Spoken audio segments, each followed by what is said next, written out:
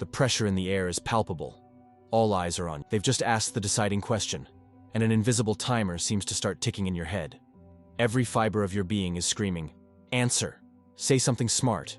Don't just stand there." But you say nothing. The hum of anxiety rises, drowning out the sounds of the room. You feel the weight of the other person's gaze, their expectation turning into impatience. And in that exact moment, in that discomfort, you lose. This compulsion to fill the void, to answer immediately, is where we lose the war before the battle even begins. In a world that glorifies the quick response, the ancient wisdom of generals and strategists teaches us the opposite. Sun Tzu, in The Art of War, didn't write a manual on how to speak better, but on how to win. And victory, very often, is forged in silence. What if I told you that the most powerful tactic for winning the battles of your daily life isn't about what you say, but about what you don't say? By the end of this video, you will understand how strategic silence can force any opponent to reveal their true intentions, giving you complete control of the situation. This impulse to speak, to justify yourself, to fill every millisecond of a pause. Where does it come from? It's born from fear. Silence, in our noisy culture, is associated with awkwardness, a lack of intelligence, disapproval. As children, we learn that being quick with an answer is a sign of brilliance. Silence is the place of punishment, of uncertainty. So, we grow up conditioned to see a vacuum in communication as a flaw to be corrected immediately. Anxiety and a deep-seated need for validation compel us to speak. It's our reactive mode in full operation, acting on pure social survival instinct, not strategy. It's a subtle and devastating form of self-sabotage. By trying to control the other person's perception of us with an excess of words, we hand them total control over our emotions. Here, we find Carl Jung's shadow in its purest form. Our impulsiveness, our insecurity, and our paralyzing fear of being judged reside in this hidden part of ourselves. Talking too much is a desperate attempt by our persona, the mask we wear socially, to hide this shadow, to project an image of control and confidence that we don't actually possess. But the shadow can't be suppressed. It leaks out, and it leaks out through our haste to speak, revealing everything we were trying to hide. But what if we could change this dynamic? What if silence, instead of being a minefield of anxiety, became our greatest fortress? Sun Tzu gives us the key. He who is prudent and lies in wait for an enemy who is not, will be victorious. The silence he proposes is not a void of inaction, but a full void of strategy. It creates a vacuum that the opponent's psyche simply cannot stand. Uncomfortable with the absence of sound, the other person feels psychologically obligated to fill it. And in doing so, they reveal crucial information, weaknesses, hidden intentions, and the true limits of their arguments. They give the game away. Think about a negotiation. You make your offer, clearly and firmly, and then you go silent. The first one to speak after that loses. The pressure transfers entirely to the other side. Every second of silence increases the weight on them, forcing them to reconsider, to concede, to say more than they should. Or imagine an argument where you're unjustly accused.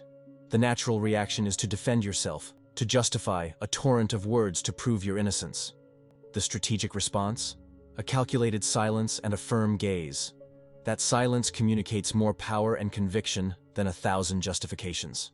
It destabilizes the accuser, who is expecting a reaction, not a display of control. In leadership, it's the same. After asking your team a question, wait in silence for the answer. Don't jump in to fill the space with your own ideas. The best, most genuine solutions always emerge after the initial discomfort of silence is overcome.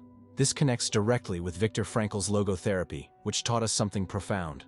Between stimulus and response, there is a space.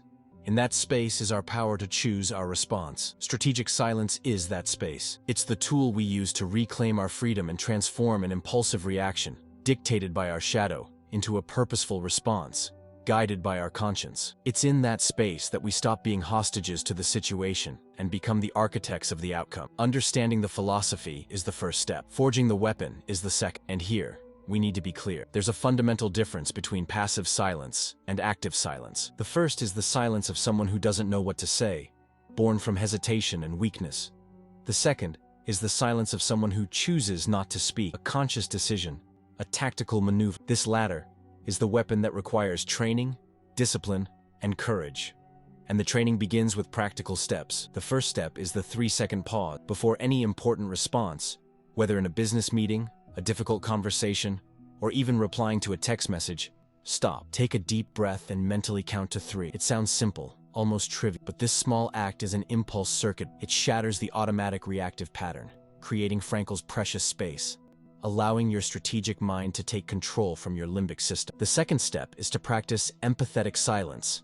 Instead of using the time the other person is speaking to formulate your own response, use the silence to truly listen. Turn off your inner voice. Observe the other's body language, their tone of voice, the words they choose, and more importantly, the ones they avoid. People will reveal everything you need to know if you simply give them the space and the silence to do so. The third and crucial step is your body language. Silence only works as a weapon if it's accompanied by a posture that communicates confidence, direct and steady eye contact, an upright yet relaxed posture. Your body must communicate that the silence is a deliberate choice, not a weakness. If you stay silent while looking at the floor, biting your nails, the message is fear. If you stay silent while maintaining a calm, focused gaze, the message is power. Mastery of this emerges from one of the most powerful principles of Stoic philosophy, the dichotomy of control. We cannot control external pressure, loaded questions, or the other person's anxiety. That is outside our domain. But we can absolutely control our reaction to all of it. Silence is the ultimate manifestation of our dominion over what is rightfully ours, our choices, our impulses, and our words. So, how do you take this weapon from the theoretical arsenal to the battlefield of your daily life? I'm giving you 3 challenges. First, the pause challenge. For the next 7 days, in every important conversation, consciously implement the 3-second pause before you reply. Just observe what happens to you and to the other person. Second, the void mission. Before a strategic interaction, define one crucial piece of information you need to obtain. Use silence as your primary tool to extract this information, instead of giving away your own. And third, the battle debrief. At the end of each day, write down one situation where you spoke on impulse. Then, rewrite the scenario. How could active silence have completely changed the outcome? At the beginning, I promised you would understand how silence forces an adversary to reveal themselves. Now the answer is clear. Silence isn't passivity. It's a mirror. It reflects the other person's anxiety, haste, and insecurity, forcing them to fill the void with their own weaknesses and plans. They hand you the complete map of the terrain before you even move your first piece. If this journey through strategy and self-knowledge resonated with you, subscribe to the channel and turn on notifications. We go deeper with every video. Hit the like button so this message can find other minds who need it. What was the most recent situation where you felt silence could have been your best response? Share your thoughts in the comments.